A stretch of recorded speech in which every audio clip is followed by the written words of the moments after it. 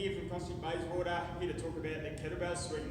So the kettlebell swing is a really great hip movement. It's a hip movement, not an arm movement. So we'll talk about the setup a little bit first. So you want to set up with your feet roughly shoulder width apart or maybe slightly wider. You're going to bend forward in the hips to pick up the kettlebell with a nice straight back, picking up that kettlebell with two hands. What you want to do is hinge forward with the hips, loading up those hamstrings, driving the hips back and bringing that kettlebell back between the legs, driving the hips so that you propel that kettlebell forward and up overhead. With an American swing, we're finishing with the kettlebell up overhead, pointing towards a roof, so finishing nice and tall. With a Russian swing, we're finishing with that kettlebell out in front. Okay, so you really want to think about that hip drive and squeezing the glutes at the top of that movement, so really squeezing the butt as we get to the top of that movement.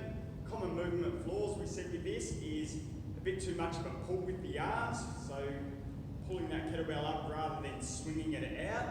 And another movement flaw we commonly see is too much of a squat rather than a hinge movement, so going into a squat with the legs rather than hinging forward with the hips. So we'll finish with a couple of good reps.